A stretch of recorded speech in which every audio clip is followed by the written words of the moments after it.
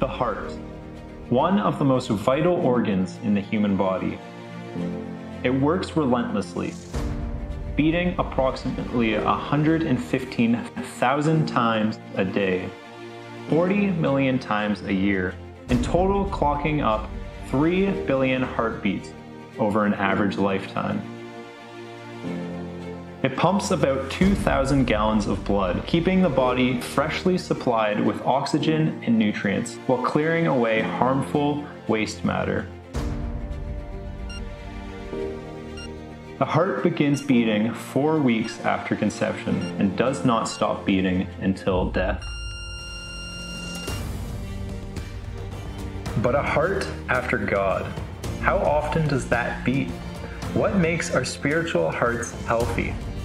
In the Old Testament, we get an up-close view of our spiritual hearts. King David was the 8th and youngest son of Jesse. From the tribe of Judah, David reigned for 40 years in one of the highest and most prosperous periods in Israel's history, the Golden Age. He is known both as a great warrior and as well as the sweet singer of Israel. He was a strategist, great politician, artist, and architect. But above all else, David was a man after God's heart. A man who exemplified faith, friendship, honor, endurance, compassion, worship, humility, and dependence. This summer, join us as we dissect the matter that makes up a heart after God, a heart like King David's.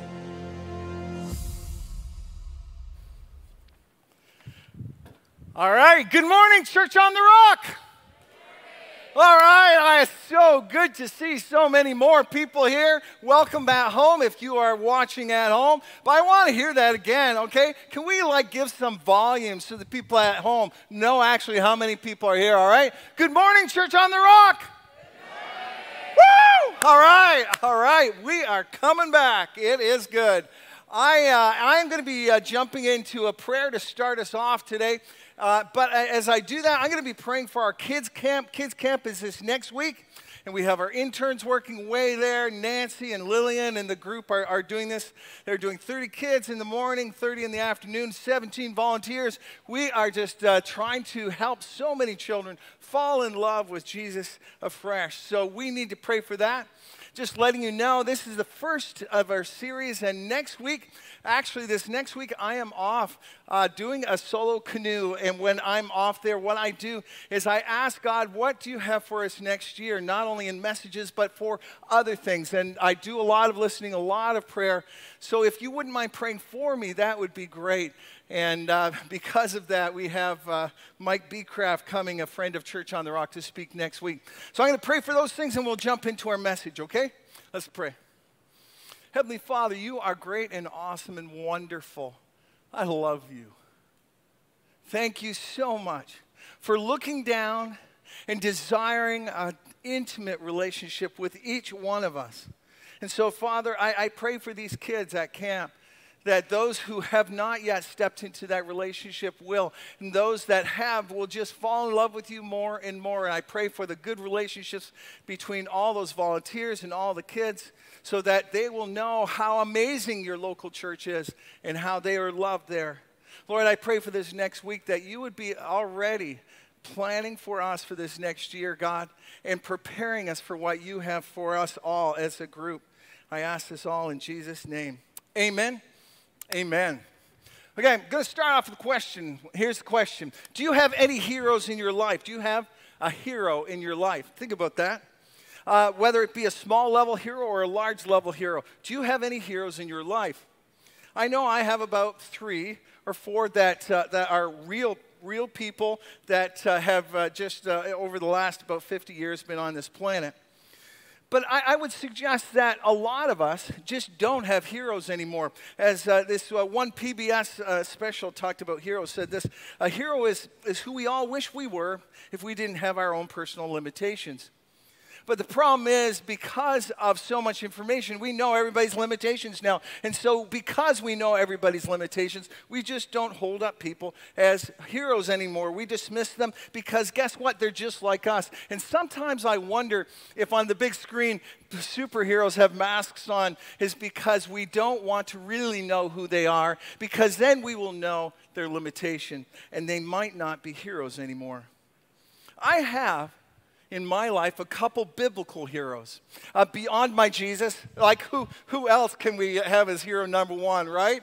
Like just our Jesus. But there are a couple other heroes, and one of them is King David. King David. Now, this is more than just my namesake. There are a lot of really cool reasons why David, just awesome. He's this Renaissance man. He is one of the best musicians ever.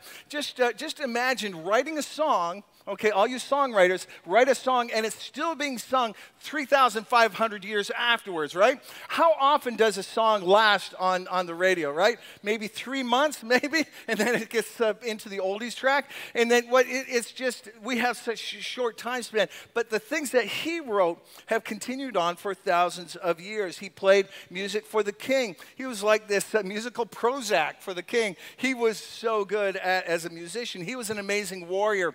He did what Joshua did not. He did what Saul did not. He took an army and just cleared out the land and made this golden age for Israel.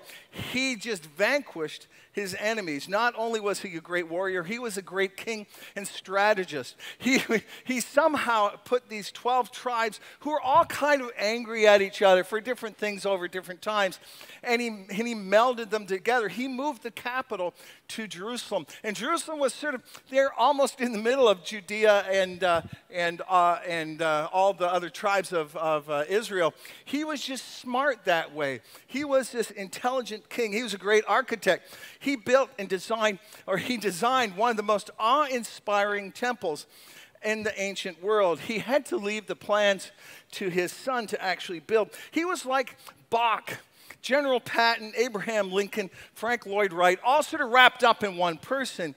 That is an amazing person. The thing is, that's not why he's my hero. Not at all. There's a lot of really great people out there. Could be argued he's a central character in the Old Testament. Abraham had 14 chapters written about him. Elijah 10, Moses 20. David had 66 chapters in the Bible written about him. That's kind of like a big deal. The Israeli flag right now has what? The star of who on it? And the middle is star of?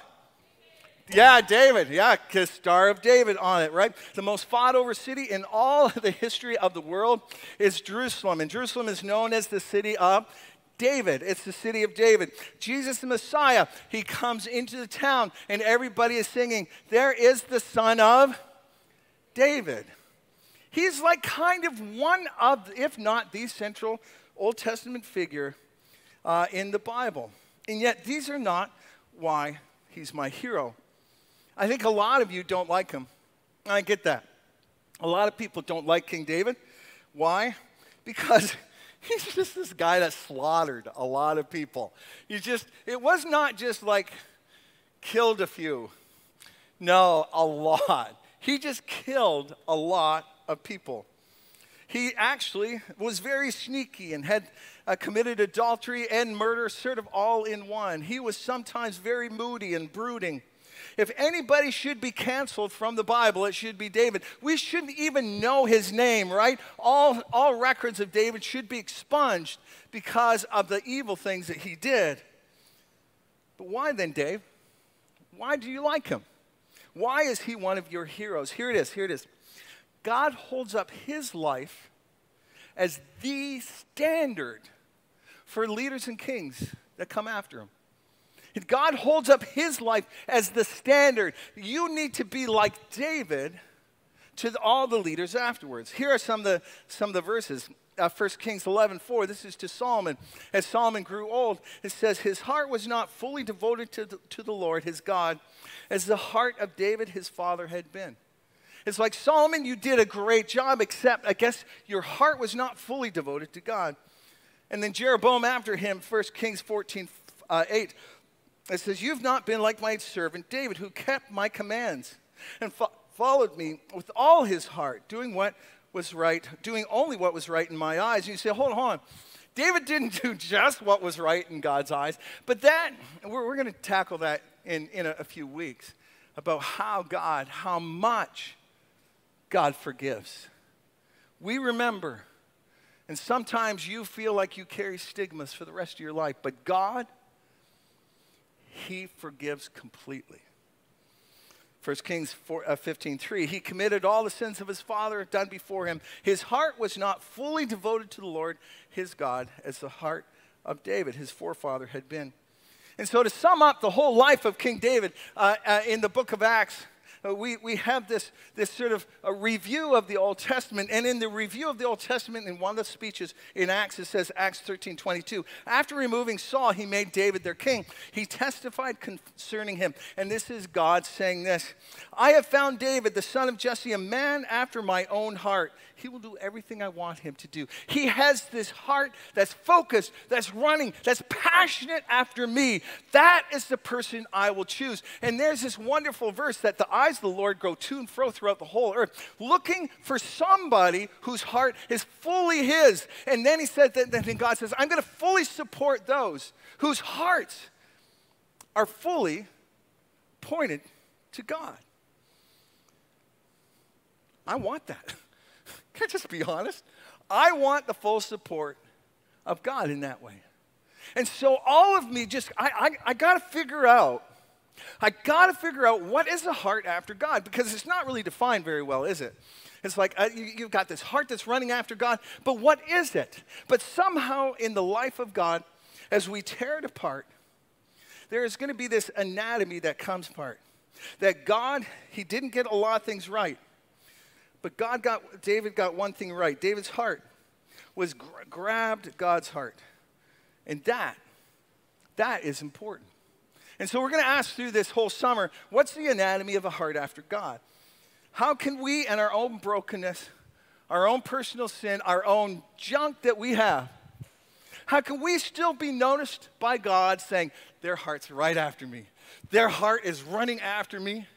Even in the midst of their stuff that they do, I know their heart is running after me. I want to know that.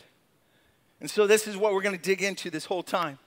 So the first thing we're going to look at is this thing, that David had a passionate faith in God. David had a passionate faith in God. We're going to look at one of the opening stories of King David. Not the one. We meet David as the youngest of a family. He's a shepherd. And as God is looking over the world for somebody whose heart is fully his, he sees David already as a teenager. Isn't that wild? A teenager whose heart is fully after God. And what's going on with King David right now? He's a shepherd, so we can assume a few things. He's like out there worshiping in the fields. He's just like taking time. Why do we think he's worshiping? Not just because he wrote Psalm 23. It's because God was looking for somebody. There's somebody whose heart is after me. So as a teenager, his heart must have been after God. Not only that, but he trusted in God as he took on the wild animals. And so this young man, this teenager, God bless teenagers, that God himself looked and saw his heart is running after him. And so David gets privately anointed as king as a teenager. And then here's the insults to God. As he visits a battle scene, he's not even old enough to fight. And as he gets there, what happens? He sees Goliath. Yeah, we're doing the big story right out of the gate. Goliath dominated his brother's lives for 40 days. Goliath would come down and challenge anybody for a mano-a-mano, just sort of one-on-one deal. Let's do a cage match right here. Who only one person comes out alive, right? And no one had enough guts to do it. And so Goliath dominated his brother's lives for 40 days. The problem is God dominated David's life for years. And that's the difference. And so here we have it. A bunch of people cowering in fear, and somebody having some faith. 1 Samuel 17, 34 to 37. But David said to Saul, and this is King Saul, your servant has been keeping his father's sheep. When a lion or a bear comes and carries off a sheep from the flock, I went after it It wasn't that I just sat back and said, well, that's just one less sheep. No, that's not going to happen. Not on my watch. So I struck it and rescued the sheep from out of its mouth. That's one gutsy kid, right? I'm going to take this thing right from its mouth. When it turned on me, I seized it by the hair, struck it, and killed it. Your servant has killed both the lion and the bear. This uncircumcised Philistine will be like one of them, because he has defied the armies of the living God. Now you get a little heart of David, right? This is not just the God of Israel. This is a living God. This is a live relationship he's had out on the hillside. This is a living God that David understands who God is. And so the Lord will deliver me from the paw of the lion, the paw of the bear, will deliver me from the hand of the Philistine. So I can just, okay. Like, I don't want to go through another 40 days of this. This is like, we're living in fear. We're living in depression. We're living in this sort of wet blanket that's always down on us. So he says, go. The Lord be with you. I'm going to fast forward how his brothers mock him. And that, by the way, that's part of the job description as a believer. If you're a believer, guess what? You're going to be mocked. Welcome. Go, everybody come be believers. It is a part of the job description. You come and say yes to Jesus. It will not always be treated with great enthusiasm. Fast forward, Saul tries to give him his armor. Those weren't his gifts. I want to focus on one point. So David goes, and he's just got his shepherd's clothes on, his sling, a pouch. So David runs down to the valley. As Harvey showed me the valley where this would have taken place out in Israel, that basically, you know, when a stream runs through a valley, the stream is at the lowest point. And so basically, David ran down to the lowest midway point and picked up 5 stones. 5 stones are going to be important. We're going to mention and talk about this. It's mentioned in the story for a reason. So he picks up 5 stones, put it in his pocket, and then after that, he starts trash talking Goliath, because Goliath was starting to trash talk him. He started saying, oh yeah, you don't send this little kid out. You can just see it, right? Just before the big battle. You can see 2 warriors sort of looking at each other. So this is what David says in 1 Samuel 17:45. David said to the Philistine, you come against me with a sword and spear and javelin and an armor bearer and a big shield and lots of armor, and you could go on. You're coming after me with all kinds of stuff. But I come against you, not with my sling, not even with my experience, but in the name of the Lord Almighty. The Lord Almighty, God has a lot of names in the Old Testament. This is the battle God. This is the God that wells up and changes things by his power. In the name of the Lord Almighty, the God of the armies of Israel, whom you have defied, this day the Lord will deliver you into my hands. I'll strike you down and cut off your head, which is fascinating. You almost think this is a prophetic word. He almost says, he gets this ahead of time. This very day I will give the carcasses of the Philistine army to the birds and the wild animals, and the whole world will know that there's a God in Israel. And he was right in that one. The whole world has found out about David and Goliath. All those gathered here will know that it's not by sword or spear that the Lord saves. For the battle is the Lord's. For the battle is the Lord's. Can we all say that phrase together? For the battle is the Lord. Here we go. 1, 2, 3. For the battle is the Lord. All right, let's try it one more time, because I know the people at home, you don't say things out loud because it's a little embarrassing. There's only about 2 or 3 of you there. I get that. Okay, so let's try it again so we can encourage those at home. All right, here, the battle is the Lord's. 1, 2, 3.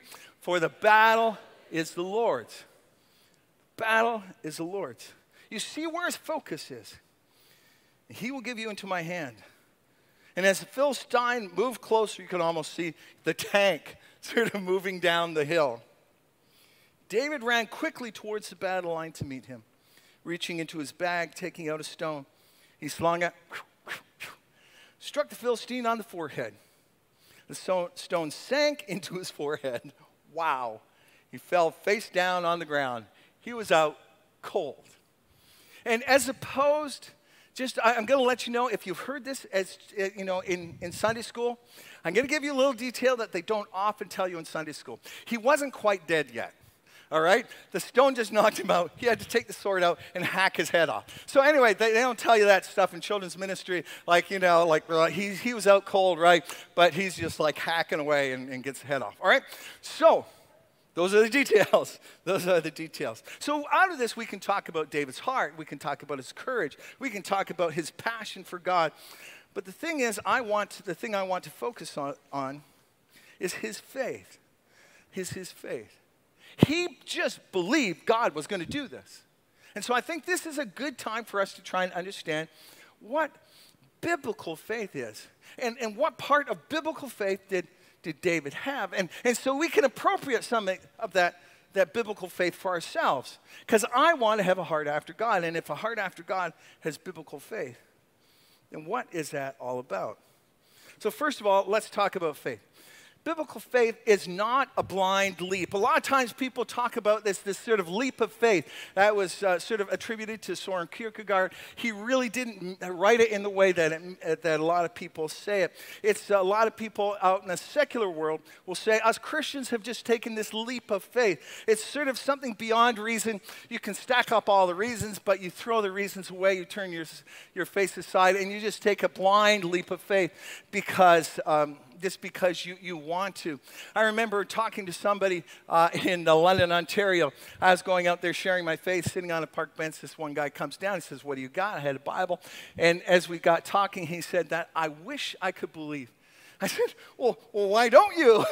And then he says this, "Because I know too much." Wow, it's like a little bit of arrogance there. I did not point that out. I was trying to win the guy. So I go, okay, you know too much. Yeah, I know too much. I can't take a blind leap of faith. It was this thing as if Christians have no reason for their faith. They're going, okay, we're just going to jump off this cliff because it's there. This thing is, that is not true. When the apostles went around preaching about Jesus, the Messiah, they didn't come up to say, you got to believe in the Messiah. Just believe Jesus. He's it. Why? Just because he is. You just got to believe me. Take a blind leap of faith. No, they went back to a time in history, a historic event. He died and rose again. He died and rose again. I saw him. I'm a witness. Guess what? He went to 500 people. They saw him at the same time. They always gave reasons why Jesus should be believed in. And so biblical faith is tied into reason. David's faith had reasons. He had reasons. God help me with the bear. God help me with the lion. Guess what? I've got good reasons when my Goliath comes because he's helped me here, he's helped me here. He can help me here too. There is actual reasons behind our faith. Well, Dave, what reasons do you have? I could say this again and again. It's really clear to me, and sometimes when I have some doubt, I have to almost go back. I know for certain there is a God. Just even for many reasons, just for one of them, because of creation. You know all the rain we've been having all this last time? Isn't it amazing that water just happens to have the perfect evaporation rate, that it evaporates? Isn't it just so amazing that the world is covered with so much water? That we have just enough water to go evaporate, and if it gets just the right height, it cools down just the right amount so it rains down so we can have fresh water to drink and everybody. Could you imagine, there's so many more elements that don't do that. Alcohol, it evaporates really quickly, and it doesn't condense in a temperature that would, on Earth. Well, could you imagine if it did? It would rain alcohol. Some would like that. That would be bad because we need water, right? We need water. And so to live, our earth is just so perfect in every way. Every so often I'll just see something else. I go, God, you made a perfect creation. I believe in it. I have reasons why there's a God. I have reasons why Jesus is the Messiah. Jesus is God's man because he died and rose again. His disciples went and saw it and went to their death saying that he has risen again. I have good reason to believe that Jesus is the Messiah. And then after that, he's confirmed it again by answers to prayer and taps on the shoulder. Biblical faith is tied to reasons. So biblical faith is not just a blind leap. Biblical faith isn't also absolute certainty. Absolute certainty. Some people try and emotionally work themselves up to have this absolute certainty. And they'll tell me things. Well, Dave, you just have to have faith like a child. Just believe. Just believe. No questions asked. You just have to sort of go, okay, I know. And if you feel enough that you know, then you know. But biblical faith is not absolute certainty. Faith is confidence about things unseen. That's the definition in Hebrews 11. But the question is, how confident? How confident? Guess what? Faith is not a switch that you turn on and off. It's a dial. Guess what? You can have a faith of a mustard seed level. That's the low level, okay? That there's levels to this. There isn't just faith on, faith off. It's like you can have a faith of a mustard seed level, and God will still see that and count that and move in that. And so, yes, there are times when God says you need to have faith. When Jesus was on this earth, he said, do you want to be healed? Take up your mat and walk. Okay, what did they have to do? They had to actually try to stand up, right? That was an act of faith to try and stand up. Reach out your hand, it will be healed. It's not healed yet. Well, reach it out. I want you to heal it when it's, no, you have to have faith to actually try and reach it out, right? I'm going to take some action to actually do this, even though it was small action. You need to build an ark, Noah. You need to leave your country, Abraham, man of faith. Abraham is called the man of faith. Guess what? He didn't even get his faith thing right. He was asked to leave Ur and his family. Guess what he did? He left Ur. Check. He took his family. Bad. It's like, and he pays for this later on, right? But guess what? God calls him a man of faith, right? Why? Because he had perfect faith? No, he had enough faith to move.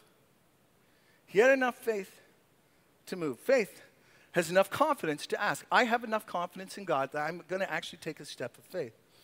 Mark 9:24, there's a father who has a demon-possessed child, and in the middle of it, he says, I do believe.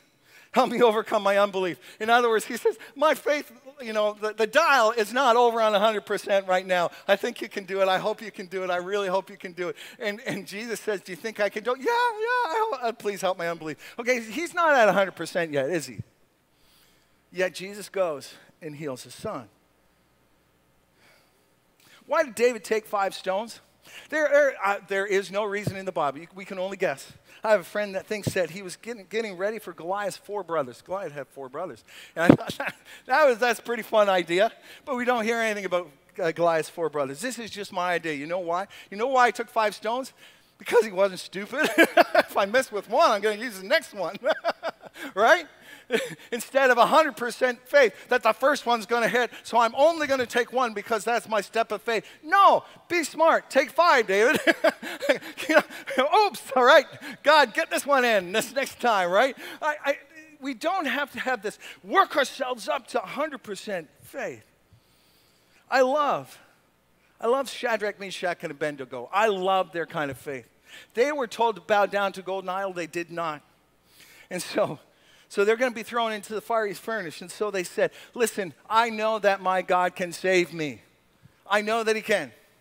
And then they add this little thing. It says, but if he doesn't, we'll still serve God. And some people say, well, that's not perfect faith. Yeah, it is. It's faith enough to act. You didn't bow down. That's like pretty good. Okay, that's awesome. You didn't bow down.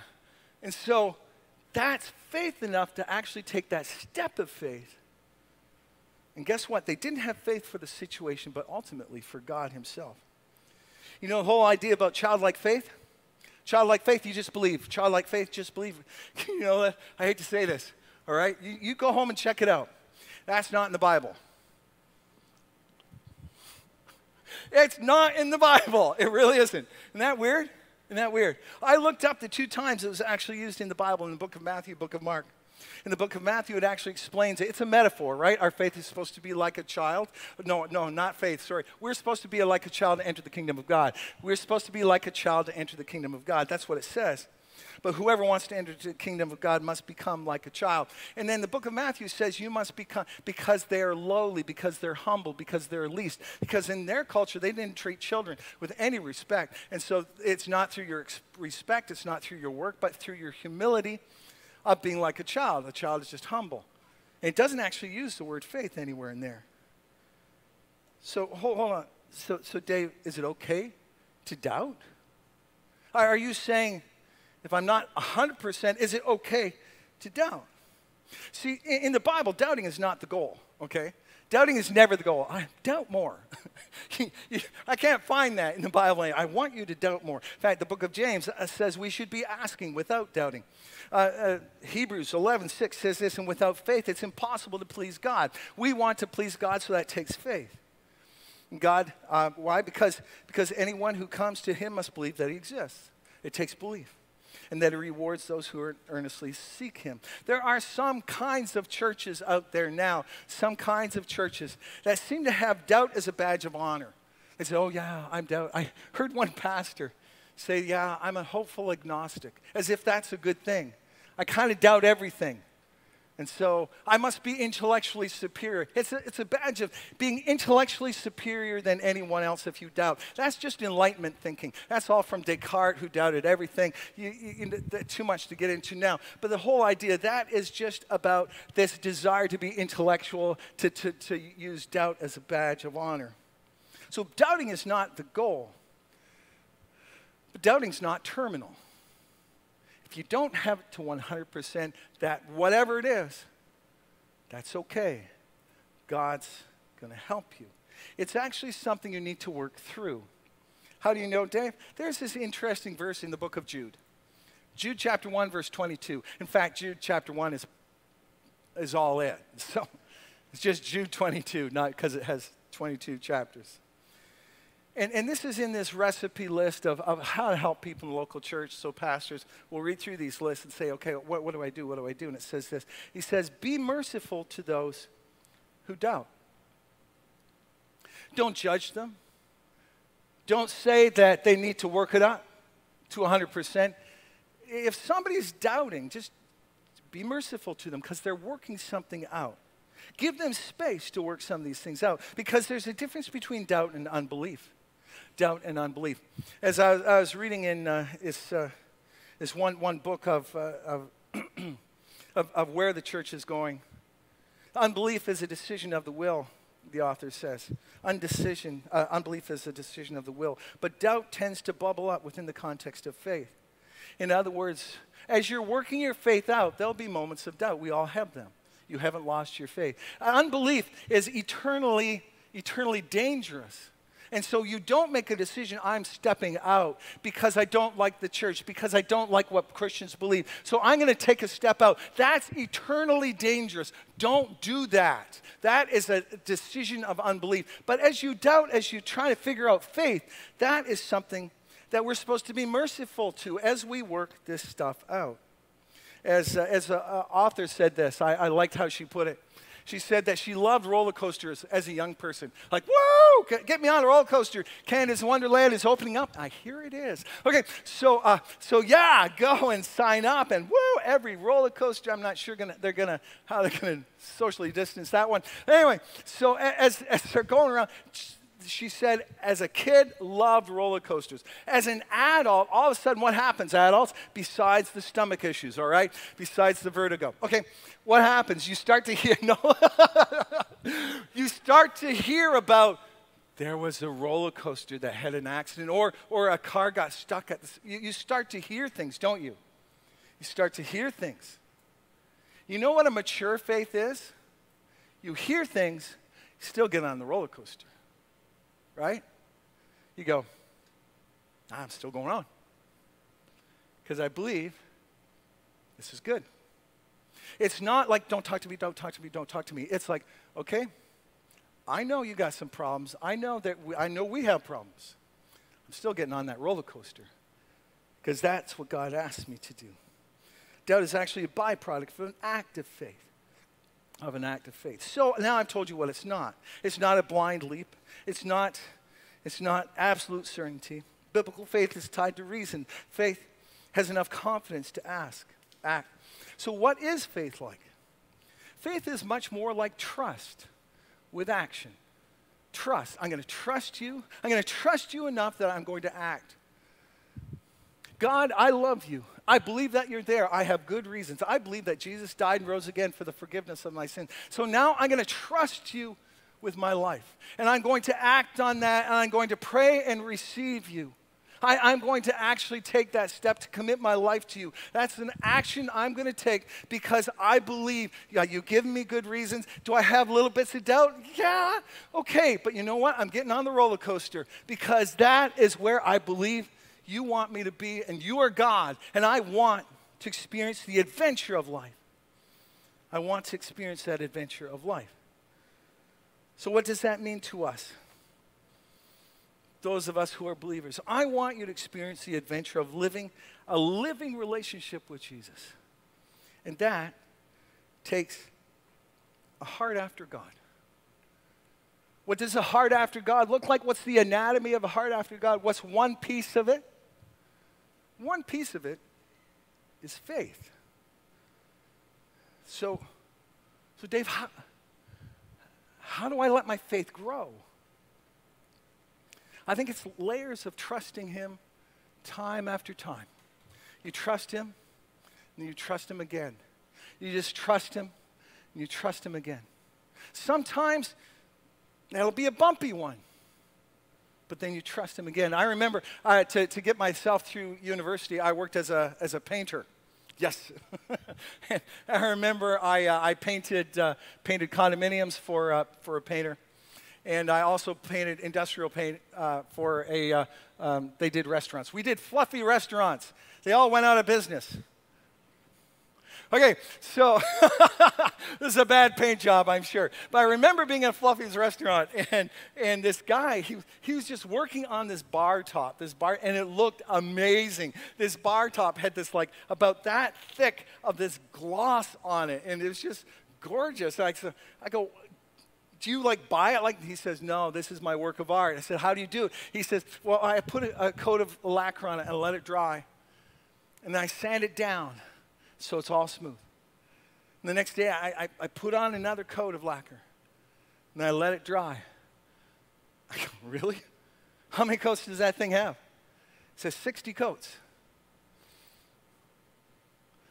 I said, is it gorgeous? He said, yeah. Not a lot of people know that it takes 60 coats to make something beautiful.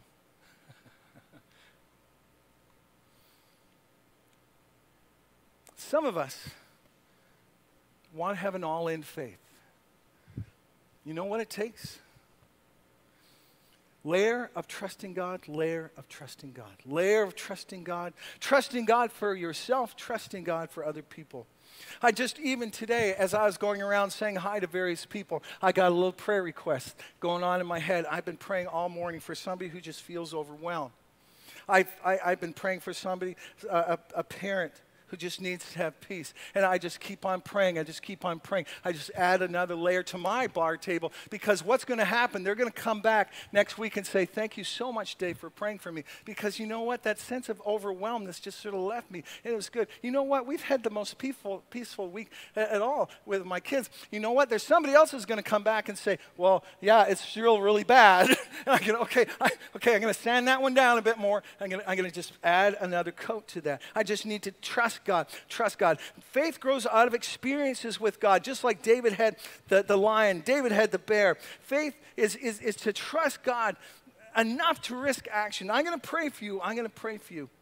For me to gain a heart after God, I need my faith to grow layer by layer in trusting him. So what I want us all to do as a church, to grow your faith through trusting in little ways every single day. God help me find my keys. Why do I lose that every single time? Amen. Has anybody had God help you find your keys? Come on.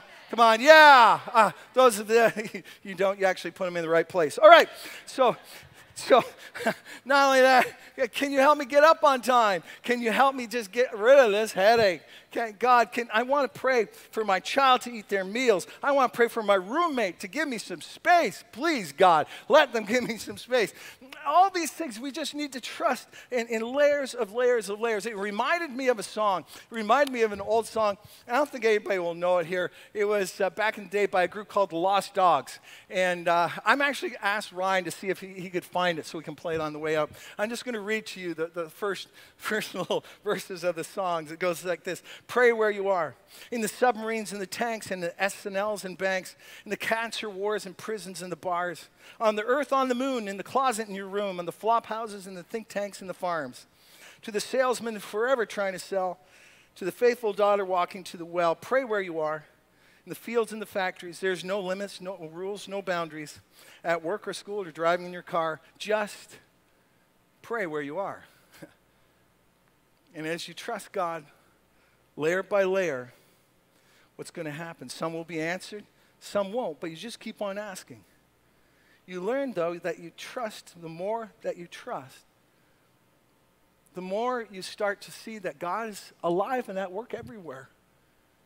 And you go, okay, I think I can trust God for more.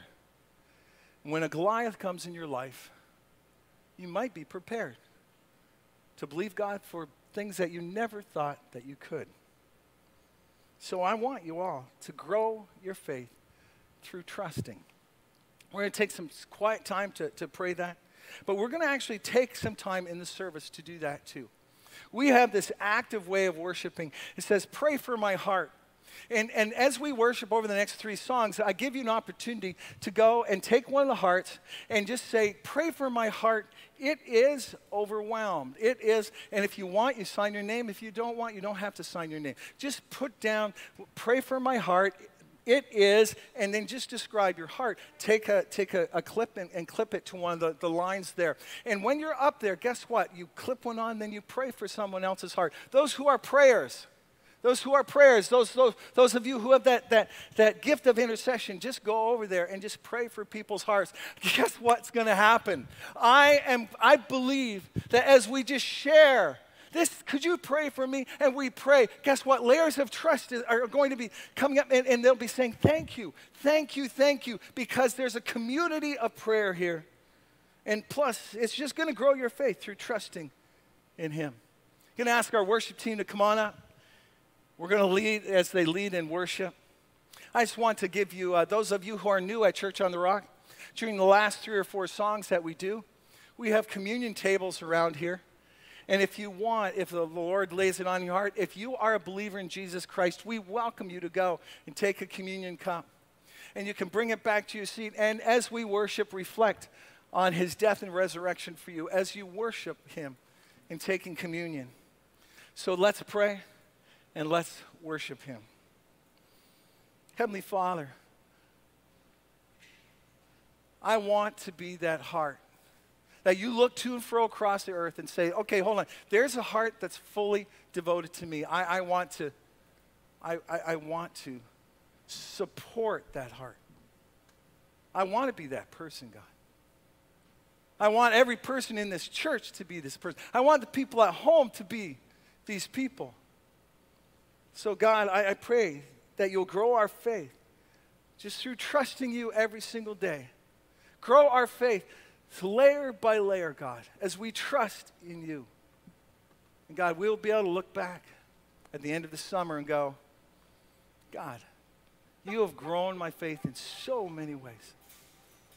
And I can understand now what a heart after you is. Please do that work in ours in Jesus' name. Amen. Wow, Dave, thank you. That was a great message. I was saying to Dave at the back, I just really believe that spoke to a lot of people's hearts today. I think a lot of people that probably feel that we have to be perfect as believers, right? Yeah. And the word is so clear. Your message was so clear that it's so not about that.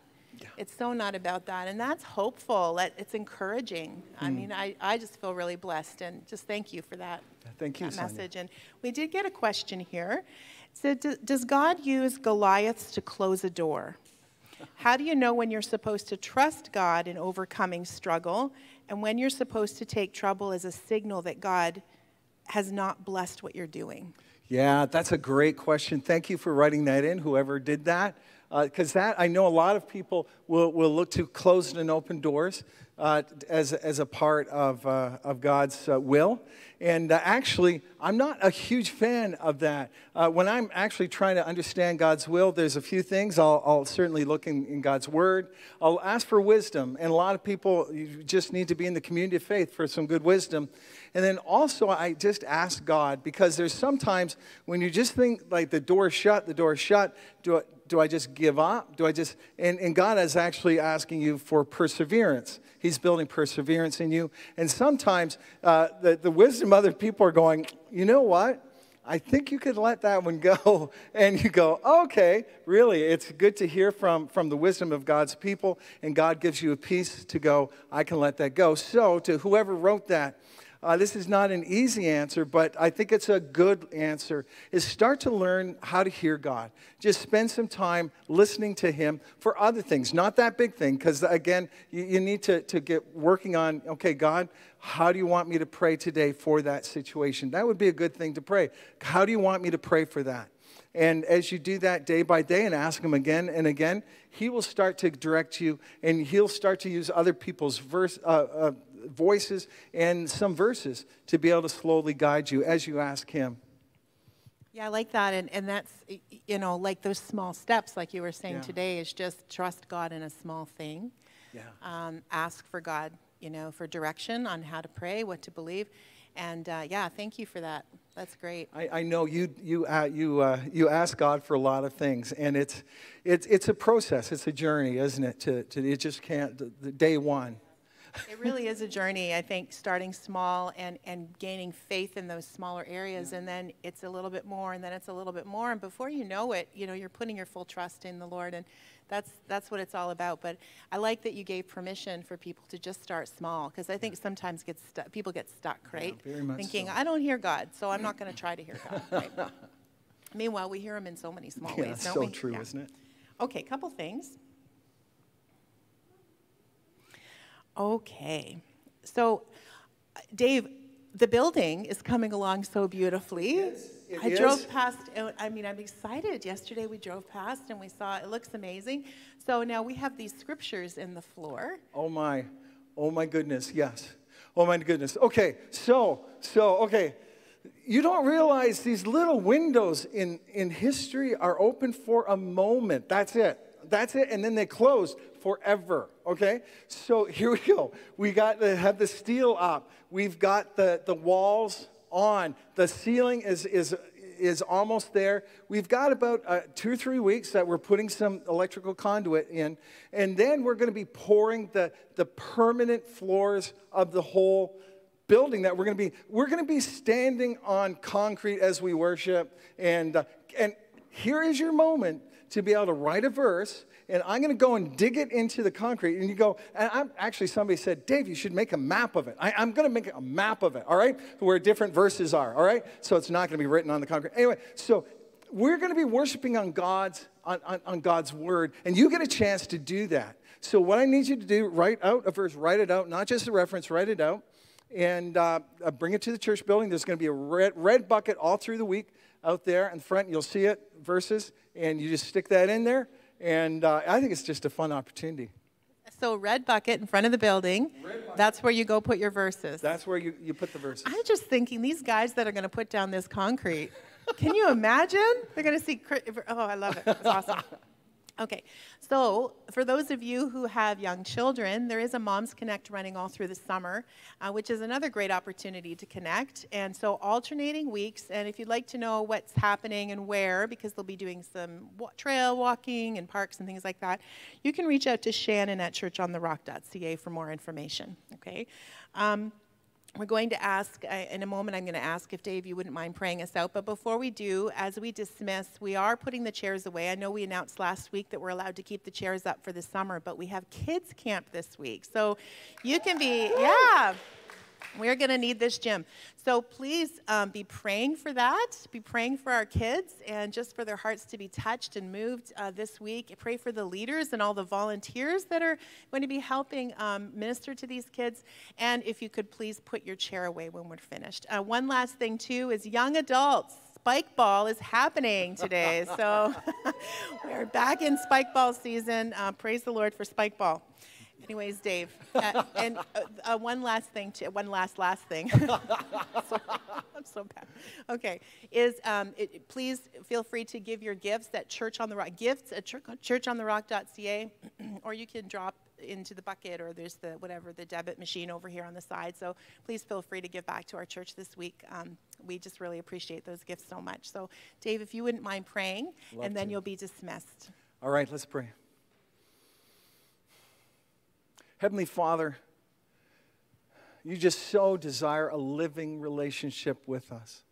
Thank you for good examples of frail heroes who lived out lives of trust in you. God, I want a heart like that after you. And I know we all do. So, Father, I pray that you'll remind us. Holy Spirit, we invite you to remind us through this week to continue to trust in simple ways every day, all the time, that we can pray all the time where we are. And Father, help our trust in you to build and build and grow. And Father, then we will have a heart after you. And we look forward to that in Jesus' name. Amen. Have a good week, everyone. Thanks for coming.